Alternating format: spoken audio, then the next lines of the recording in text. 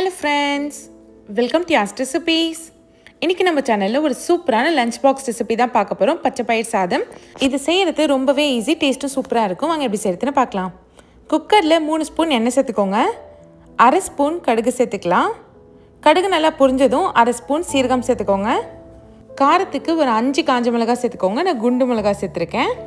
இது கூடவே ஒரு பச்சை மிளகாவை கீறிட்டு சேர்த்துக்கோங்க. இது நல்ல ஒரு ஃப்ளேவர் கொடுக்கும். இப்போது ஒரு 5 பல் அளவுக்கு பூண்டு எடுத்திருக்கேன். இதை லைட்டாக தட்டிட்டு சேர்த்துக்கோங்க, நல்ல வாசனையாக இருக்கும். ஒரு கொத்து கருவேப்பிலை சேர்த்துக்கலாம்.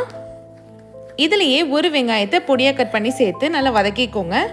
வெங்காயம் பார்த்திங்கன்னா நல்லா வதங்கி வரணும், அப்போ தான் டேஸ்ட் ரொம்ப நல்லாயிருக்கும். இப்போ வதங்கட்டும். வெங்காயம் பாருங்கள் நல்லா வதங்கிடுச்சு. இதில் 2 தக்காளி பழம் சேர்த்துக்கலாம். தக்காளி சேர்த்துட்டு இதையும் நல்லா வதக்கி எடுத்துக்கோங்க. வெங்காயமும் தக்காளியும் நல்லா வதங்கி வரணும். இப்போ நல்லா வதங்கிடுச்சு. இதில் அரை ஸ்பூன் மஞ்சத்தூள் சேர்த்துக்கலாம்.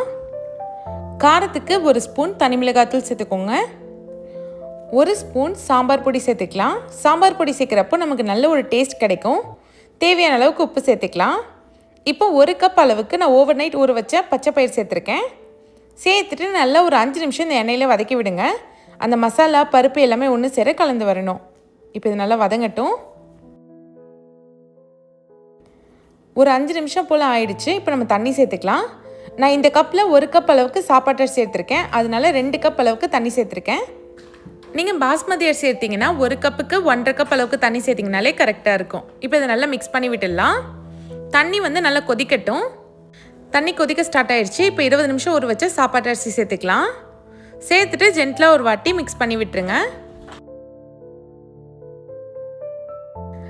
லாஸ்ட்டாக நல்லா தாராளமாக கொத்தமல்லி தழையை கட் பண்ணிட்டு சேர்த்துக்கோங்க. உங்களுக்கு நெய் வேணும்னா ஒரு ஸ்பூன் நெய் கூட சேர்த்துக்கலாம். குக்கர் மூடி 3 விசில் வச்சு எடுத்துக்கோங்க. அவ்வளோதான், நல்லா கமகமன்னு சூப்பரான பச்சை பயிர் சாதம் ரெடி ஆயிடுச்சு. இதை நீங்களும் ட்ரை பண்ணிவிட்டு எப்படி இருந்துச்சுன்னு கமெண்ட் பண்ணுங்கள். இந்த மாதிரி ரெசிபிஸ் பார்க்க சேனலை சப்ஸ்கிரைப் பண்ணிவிடுங்க. தேங்க்ஸ் ஃபார் வாட்சிங்.